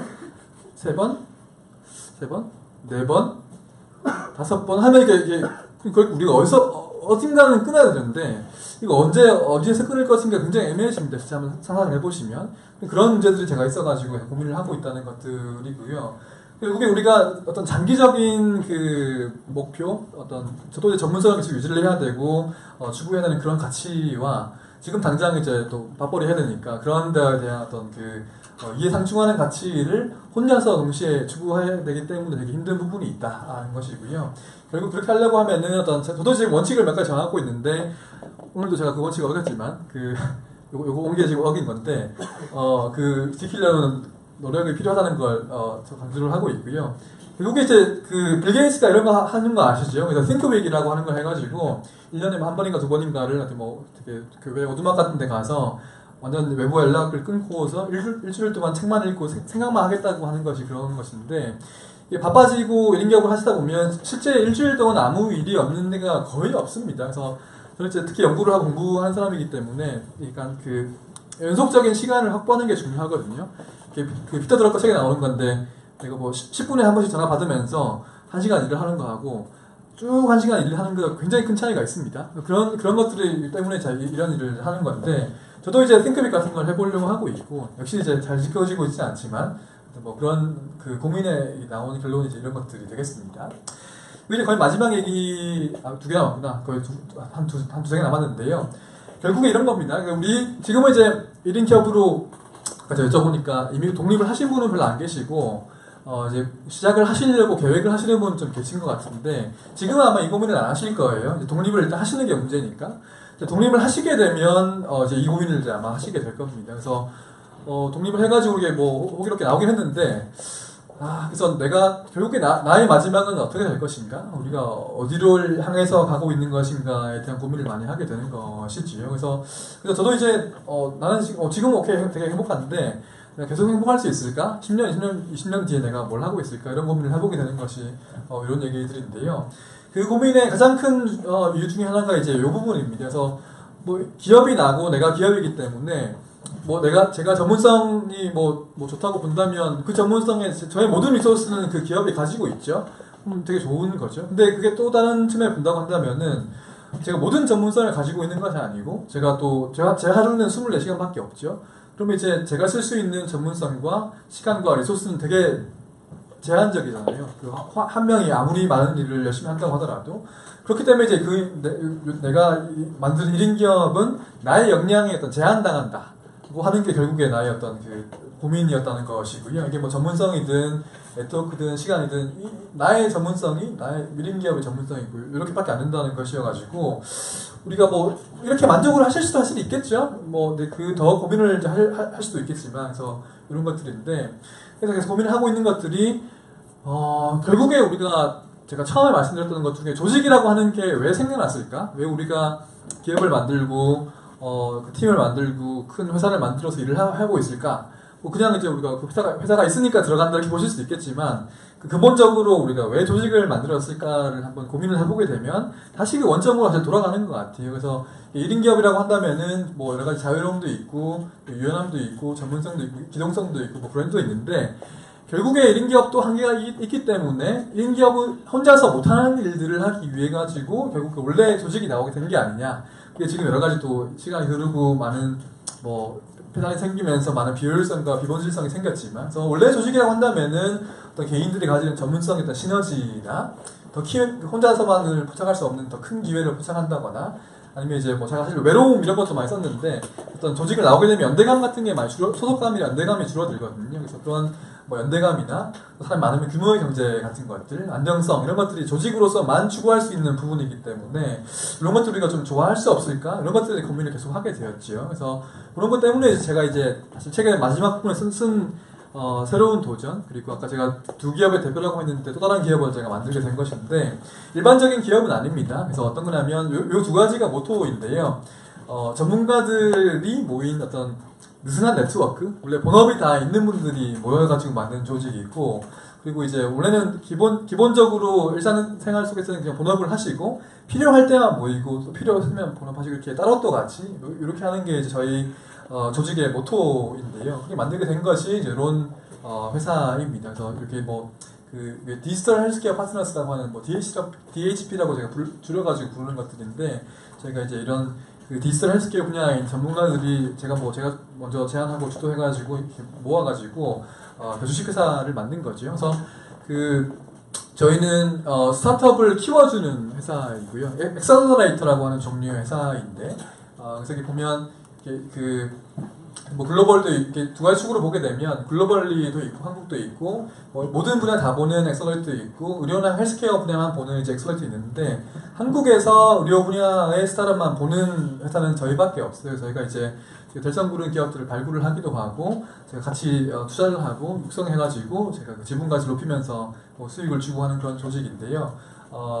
그런 어떤 제가 고민했던 어떤 개별적으로는 추구하기 힘든 기회들 저 혼자만 우리 대학병원이나 가보시면 진료과들이 다 의사분들 사이에서도 전문 진료과가 따로 있으시잖아요. 그래서 되게 오래 공부하신 분들도 내과분이 뭐 정신과 보는 건 안 되잖아요. 그래서 그런 것들이 이제 따로 전문성이 있으시니까 그런 전문성 보면 이렇게 대부분 이제 의사 전문의 분들이신데 그런 분들을 모아가지고 우리가 더 시너지를 만들어 보자 하고 한 것이 이제 이 DHP였었고 제가 이제 여러 가지 하고 있는 활동들 중에 저는 기본적으로 이제 다들 본업이 있으신 뭐 대학교 교수님도 계시고 하신 본업이 있으신 분들이고 저희 본업은 이제 제 최연소 디지털 헬스케어 연구소 소장인데 또 제가 이제 제 시간과 노력을 n분의 1 해가지고 뭐 제 이 노력을 쏟고 있는 것 중에 하나가 이제 기업이지. 그래서 이 기업에도 제가 월급을 제가 평시적으로 받고 있습니다.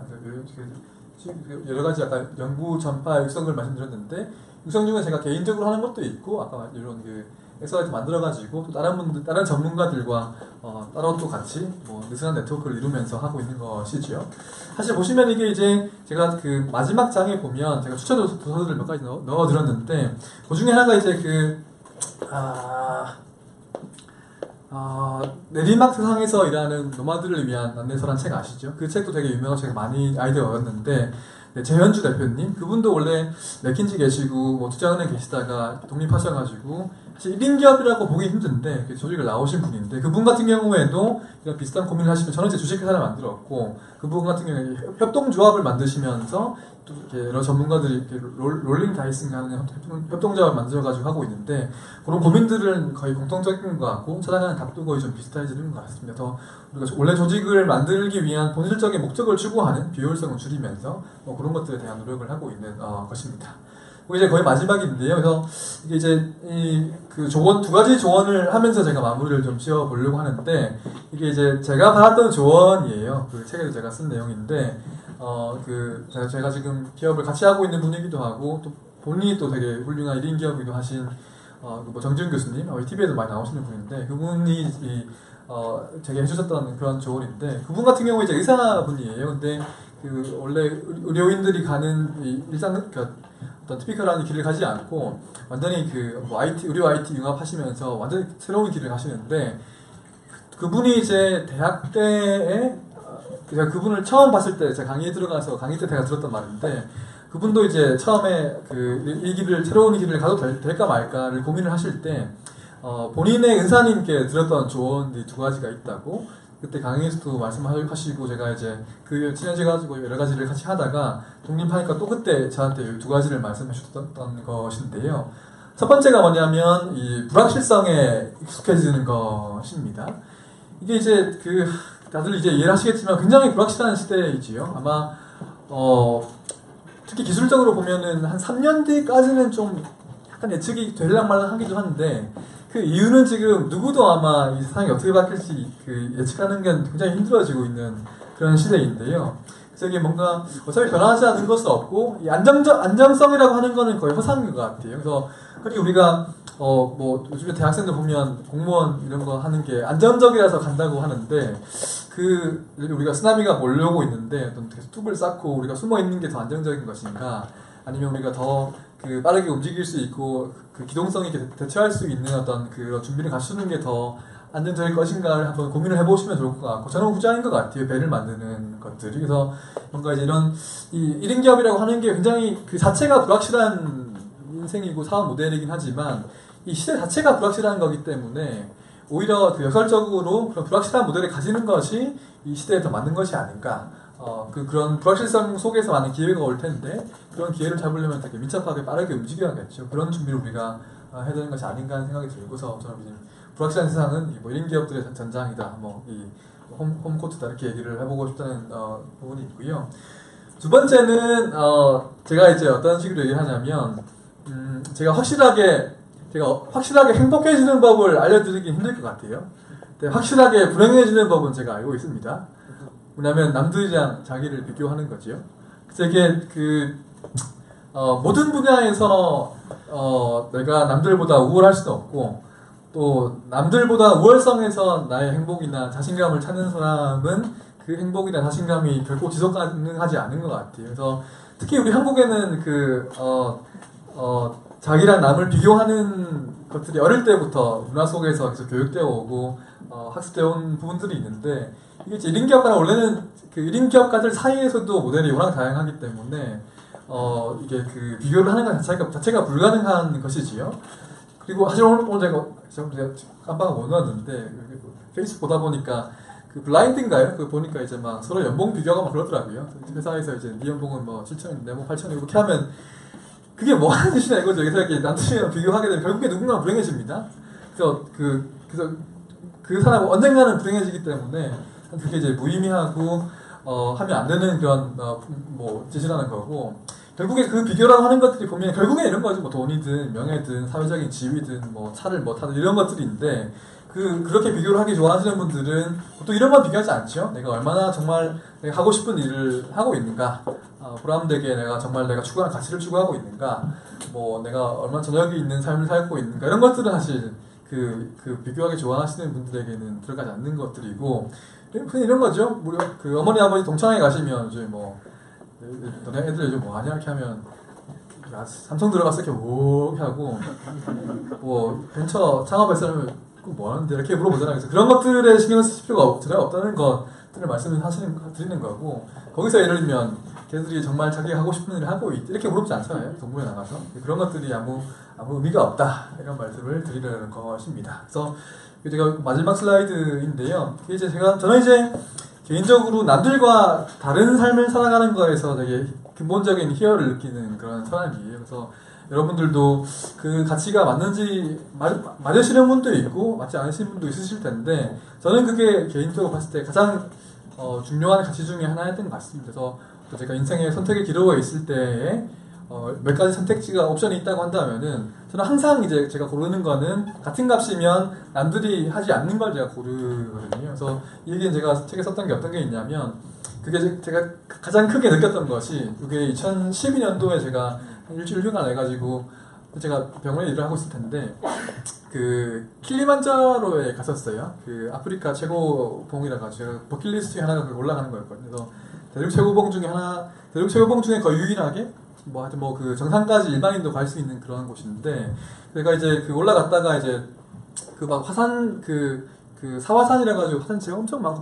막 피부 다 뒤집어지고 이렇게 실수 못하고 왔는데, 그 제가 한국에 떨어진 시간이 월요일 새벽이었어요. 그래서 이게 제가 막 수염도 막 며칠 못 갔고 이런 모자 쓰고 앞뒤로 막 이렇게 막 빨래도 거의 못 했었거든요, 일주일 동안. 그래서 막 이상한 거 입고 막 이렇게 앞뒤로 배낭 메고 왔는데, 이제 비행기 짐 찾고 서울에 들어오니까 그때가 이제 월요일 출근 시간이잖아요. 그래서 그때 전 충무로역으로 기억을 하는데, 집으로 가는데 이제 그 저를 빼고는 모든 사람들이 같은 표정과 같은 그 옷을 입고 같은 방향, 환승역이니까 같은 방향으로 쫙 가는데, 저는 되게 외계인 같았어요. 그래서 막 이상한 뭐 등산복 같은 걸 입고 수염도 덥석해가지고 월요일 아침에 저는 혼자서 그 사람들의 물결을 헤치고 반대 방향으로 가는 거죠. 그래서 저는 근데 그렇게 기분이 좋더라고요. 그 남들과 다른 방향으로 다른 가치를 추구하고 있다는 그런 것들이. 그래서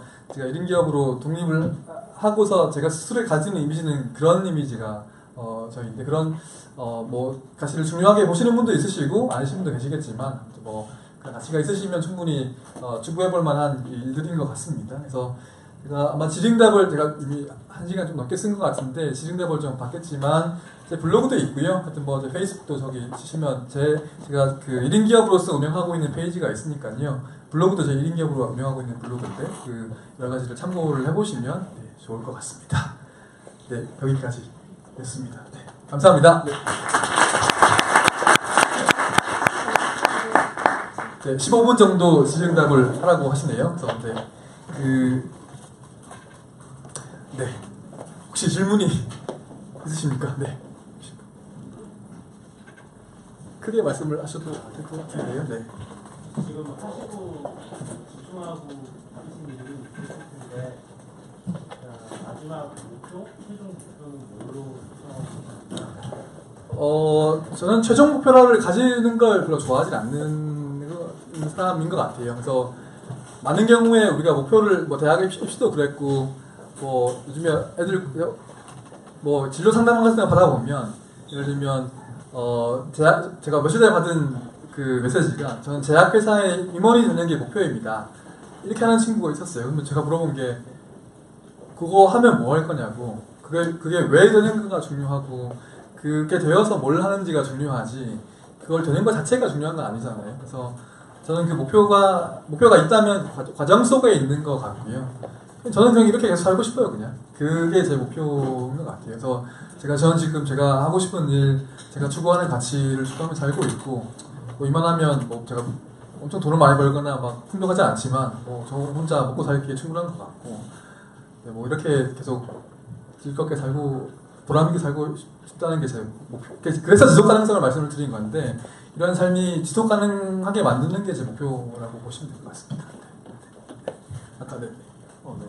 지금 그 보스턴에서 약대를 다니면서 지금 곧 졸업을 하고서 이제 퓨팩이라는 스타트업에서 일하게 됐는데요.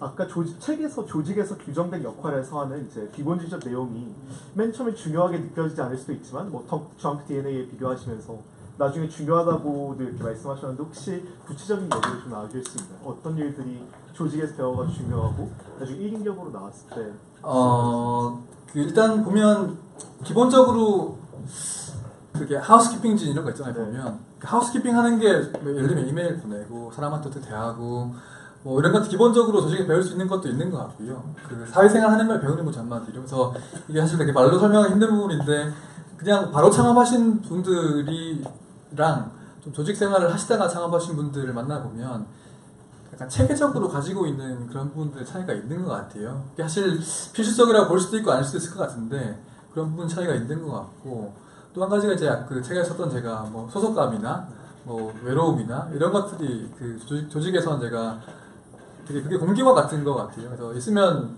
그 소중함을 모르는데 없으면 되게 부족함을 많이 느끼는 거죠. 그래서 예를 들면 뭐 저는 회식을 되게 싫어했었거든요. 그 술을 잘 마시지 못하고 저는 밤에 또 운동하는 걸 좋아하기 때문에 억지로 또 가서 운동할 시간 뺏기고 하는 걸 싫어가지고 근데 이게 이제 어떤 경우에는 뭐 술이 땡길 때도 있고 아니면 제가 어떤 큰 일을 마무리를 제가 했거나 뭔가 이제 결과가 좋게 나와가지고 이건 되게 축하를 해주고 축하를 받고 싶은데 없으니까 아무도 사람이 뭐 그런 경우에 되게 이게 그때는 회식할 때 이런저런 좋은 점도 있었는데 이렇게 뭐 한국적인 조직에서 또 뭐 정이나 이런 것도 있잖아요. 유대감, 끈끈함 같은 것들이 있는데 그게 또 뭐 네, 그런 것들이 아쉬울 때가 있죠. 네, 그럽니다. 네. 그러니까 1인 기업으로서 지금 하고 있는 일의 그 컨텐츠가 지금 이제 연구랑 전파랑 육성이라고 말씀을 하셨는데 그 연구에 있어서 차지하는 그 시간적인 비중이나 그리고 뭐랄까 사실 모든 그 연구할 때 필요한 컨텐츠들이 뭐 학교나 기관에 있으면 대부분 무료로 얻을 수 있는데 1인 기업으로 하다 보면 이제 그것들을 다 본인이 이제 피해를 함으로써 이제 네. 구매하게 되잖아요. 네. 근데 그런 거에 대한 전체 수입에서의 비중이 어느 정도? 뭐 비중을 딱 정해놓고 하지 않는데요. 저는 지금도 끊임없이 저 스스로 싸우는 게 아까 말씀드렸던 저글링 할 때 장기적인 목표와 단기적인 목표의 균형을 이루는 것인데 일단 저 오늘 여기 안 왔으면 제가 공부할 시간을 확보하는 거잖아요. 논문 한 편 더 읽고 그게 이제 그 우선순위를 계속 정하는 그 스스로의 싸움이고 고뇌인 것 같고요. 그래서 그런 부분에 계속 지금도 고민하고 있는 부분들이고 그리고 많은 경우에는 예를 들면 논문 같은 거 다운로드 받고 이런 거 말씀하시는 거죠, 그죠? 그래서 이렇게 요즘에 오픈되어 있는 거 그 저기 싸이허브 같은 데 가면 논문 같은 그냥 문자로 받을 수도 있고 그런 싸이허브 없었으면 굉장히 힘들었을 거예요. 그런 것도 있고요.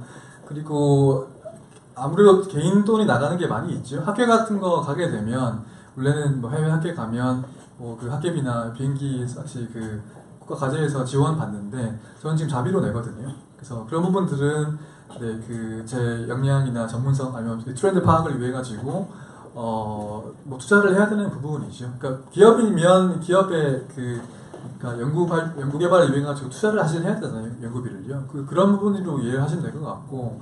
그래서 저도 이제 실제로 제가 9월 말부터 10월까지 한 3주 정도 미국에 가게 되는데 학회를 제가 1년에 여러 번 가게 제가 너무 근면하고 부담돼가지고 한 번 갈 때만 이번에 3개 정도를 이렇게 투어해서 돌다가 오는데 뭐 그런 식으로 갔다 오기도 하고 아니면 또 제가 말씀드렸던 뭐 유튜브 같은 데 보면 아니면 유튜브나 웹캐스트 같은 데 보면 웬만한 학회의 톡들은 다 올라오거든요. 그래서 그 싸바싸바해서 아시는 쌤들 비번 얻어가지고 웹캐스트 제가 다 보기도 하고 뭐 그런 그러니까 옛날 같으면 되게 하기 힘들었던 모델들이 지금은 그 뭐 온라인 등등 해가지고 많이 가능하기 때문에 그런 부분에서 오히려 1인 기업에 활동할 수 있는 토대가 많이 마련된 것 같습니다. 네. 아까 2015년에 1인 기업을 했다고 슬라이드에서 본 것 같거든요. 네. 그래서 제가 일단 드리고 싶은 질문이 1인 기업이지만 지금 이런 모든 활동을 지금까지 직장 생활 하신 걸 저축하신 걸로 쓰신 건지 아니면은 어디 외부 기관에서 투자를 받고 하신 건지 그다음에 두 번째 질문은 저축이라고 금전적인 거 말씀하시는 예, 건가요? 금전적인 네. 부분에서요. 그 두 번째는 지금 2017년이니까 2년 되신 거지 않습니까? 네, 3년 차인 거죠. 네. 3년 차. 네, 네. 그럼 아직까지는 이런 지출이 더 큽니까? 아니면 수입이 더 큽니까? 이두 가지 정도 들어보겠습니다. 첫 번째 질문은 제가 투자를 받거나 한 적은 없고요. 네, 그러니까 뭐 제가 벌어 제가 쓰는 것이고, 그러니까 뭐 제가 어떤 큰 사업을 해서 지분 투자를 받아야 한다면 뭐 그게 필요할 수 있을 것 같긴 한데 그런 일을 하는 거 아니어서 제가 스스로 공부하고 제 뭐 다니면서 일하고 이런 것이라 가지고 그러니까 레버리지 할 수 있으면 투자를 받는 거잖아요. 제가 큰 돈을 해가 큰 자금이 있어가지고 그 자금을 레버리지해서 더 큰 일을 할 수 있으면 받는 건데 제가 하는 일은 그런 성격이 아니어가지고 투자를 받거나 하지는 않고요. 그 다음에 제가 이제 그 아까 마지막 말씀드렸던 DHP 같은 경우에는 스스로 이제 저희들이 출자해가지고 만든 그런 기업이고 뭐 외부 투자 사실 저희가 외부에서 투자하고 싶다는 분이 많이 계신데 저희가 안 받고 있고요. 그리고 뭐 플러스 마이너스 보시면 네, 어떠실 것 같으세요? 네. 저는 일단 스타트업은 3년까지만 살아남으면은 더 네. 성공한 거라고 그 이제 배웠거든요. 그 뭐 저 같은 경우는 캐시카우가 여러 가지가 아까 보여드린 것도 있기 때문에 뭐 그러니까 아까 말씀드렸죠. 저는 플러스인 상태에서 나왔습니다. 처음부터. 그래서 그 예를 들면 제가 뭐 엄청 돈을 많이 쓰는 스타일이 아니어서 뭐 나 하나 먹고 살고 뭐 월세 내고 이렇게 할 정도가 얼마 들지 하면 대충 나오잖아요. 그게 그 정도를 이미 버는 상태에서 나왔기 때문에 그리고 한 2, 3년 정도는 이게 유지 가능할 것 같은데 하는 걸 확인을 하고 나왔기 때문에 사실 이게 제가 딱 독립해서 개인 사업자 만들고 한 거는 이제 뭐 2년, 3년 정도밖에 안 되는데 실제로 제가 그런 방식으로 스스로 시험을 하면서 일을 하는 시간까지 합치면 훨씬 더 긴 기간이었었죠. 네. 네. 하고 계실 일을 말씀하시면서 그리고 또 선순환의 시작으로 강연을 네. 말씀하셨는데 저는 그 처음 강연은 언제 어디서 어떤 주제가 되는지 궁금하고 네. 그로부터 얼마 만에 두 번째 강연을 언제 어디서 사실 기억이 잘 안 나는데요. 처음에는 아주 드물게 했던 것 같아요. 그게 이제 그때는 제 강의를 시작하게 된 거는 시작은 블로그 같은 것 때문에 했던 것 같고요. 블로그를 하면 이런 사람이 있네.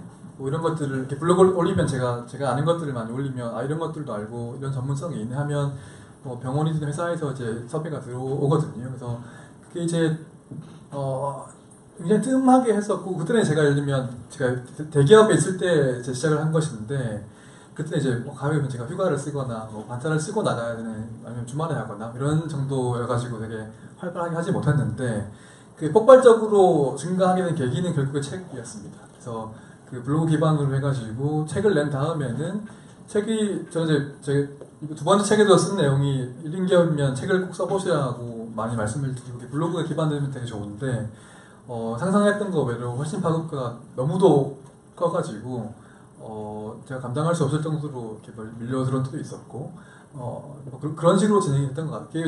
입소문을 타기도 하고 뭐 이런 데 오셔가지고 예를 들면 하면 또 제 부르실 분 계실걸요. 이렇게 또 가기도 하고 뭐 완전 콜드콜로 블로그만 보고 오시는 분도 계시고 뭐 책에도 제 이메일이 있으니까 이메일로 연락하시는 분도 계시고 되게 다양한 소스로 오게 되는데 이게 비행기 뜰 때랑 비슷한 것 같아요. 처음에는 엄청 이렇게 달리다가 잘 뜰랑말랑 하다가 뜨면 확 날아가는 것 같은데 그런 정도인 것 같습니다. 네. 아까 각자 여러분이 출전해서 회사에서 기업을 만드셨다고 하셨지만 첫 번째 질문은 지금 1인 기업하고 그다음에 그 회사 간의 어떤 그런 관계를 어떻게 혼자 지금 다양하게 일을 하시는데 그걸 어떻게 배분하고 활동하시는지에 대해서 궁금하고 두 번째로는 그 여러분을 출자해서 했을 그런 기업을 만들었을 때 간략하게 프로세스 좀 얘기해 주시죠. 그 배분은 지금도 제가 고민을 하고 있는 거고요. 뭐 그냥 아주 솔직히 말하면 닥치는 대로 하는 건데 그 우선순위를 정해가지고 많이 하려고 하죠. 기본적으로 아까 세 가지 활동 중에서 연구가 제일 기본이고 아까 전문성 말씀 많이 드렸지만 가장 중심은 제 스스로 공부하고 연구하는 거여서 그게 기반이 안 되면 모든 것들이 다 허물어지거든요. 그래서 그거를 바탕으로 해가지고 활동들을 하려고 노력하고 있는 것이고요. 그래서 이제 아까 말씀드렸죠. n분의 1 해가지고 하는데 그 n수가 되게 크기도 어떤 데는 되게 크기도 하고 적기도 하고 예를 들면 제가 이제 어떤 6월 말에 엄청 큰 행사를 한번 했었는데 그때는 제가 거기에 뭐 며칠 동안 계속 그 일만 하기도 하고 많을 때는 그 일을 뭐 며칠 동안 아예 안 하기도 하고 뭐 그런 좀 이렇게 자유롭게 그때그때 맞춰서 분배하는 것이고요. 글쎄요, 출자는 주식회사 만드는 거랑 똑같습니다. 그 처음엔 저희가 3명이서 시작했었고 저희 공동 창업자 그다음에 그분들이 지금 한 15명으로 늘었는데 그 저희가 좀 이 개별적인 전문성을 가지고 있다고 원래 알고 있던 분들 주로 페이스북에서 만난 분들이었는데요. 그게 이제 오프라인으로 이어지면서 그리고 전문성뿐만이 아니고 우리가 지향하는 가치 같은 것들에 동감하시는 분들을 모아가지고 내부적인 원칙을 정했습니다. 그래서 여러 가지 이게 따로 또 가치라고 하는 게 또 느슨한 거라고 하는 게 되게 좋아 보일 수도 있지만 그냥 완전 다른 극단이면 흐지부지되면 아무것도 안 되는 거거든요. 그래서 그렇게 되지 않도록 여러 가지 원칙들을 정해가지고 그 다 공감한 상태에서 시작을 했었죠. 그래서 네, 자세한 사항은 법무사랑 상담하시면 됩니다. 네, 먼저 받겠습니다. 네. 2, 3년 전보다는 현재 강의료 같은 것도 더 많이 수준이 올라갔을 것 같기도 하고요. 네. 또 하나는 강의 요청하는 기관별로 강의료를 지불하는 어떤 지불 금액의 차이가 많이 있을 수 있을 텐데 그런 차이가 많이 있을 때 원칙을 고수하실 수 있을 거고 네. 아니면 뭐 너무 금액이 차이가 크면 네. 고사할 수도 있잖아요. 근데 돈 때문에 거절한다는 이미지 때문에 네. 조심스러울 것 같은데 어떠세요? 그 강의에 대해서만 말씀하시는 거죠. 네. 그게 이제 그 기업이랑 그게 기업이냐 학교냐 병원이냐 학생이냐에 따라 달라지는 것 같고요. 기업이면 저는 가짜 끊습니다. 예, 그래서 제가 그 지금은 시간당 특정한 금액이 있고 네. 자문료도 마찬가지고요. 그래서 많은 경우에 그게 그 사실 돈을 주면 좋은데 국내에서는 또 이게 자문 이런 것들을 그 열정페이를 강요하시는 분도 계시거든요. 사실 많이 계신데 저도 초기에는 그런 것 때문에 고생을 많이 했고요. 뭐 강의를 오라고 해서 당연히 돈 주겠죠 갔는데 그래서 끝나고 하면 자 오늘 무료로 강의해 주신 현수 박사님 박수 이렇게 하면 이런 경우가 꽤 있었습니다 사실은. 그래서 그 이후로는 제가 약간 좀 속하게 보이겠지만 미리 강의를 협의를 하고 무조건 하고요.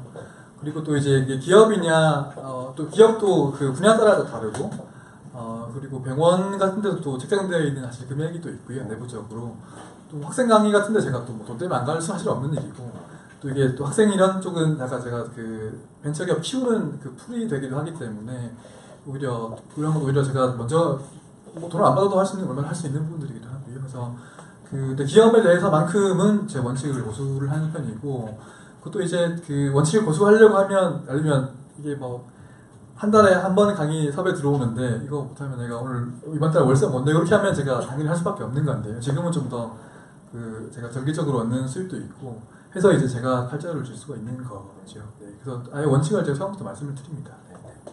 아까 뒤에 네. 1인 기업이 되면 절대 자료가 주어져서 무결제될 수 있다고 했잖아요. 개인적으로 어느 정도까지 무결제될지.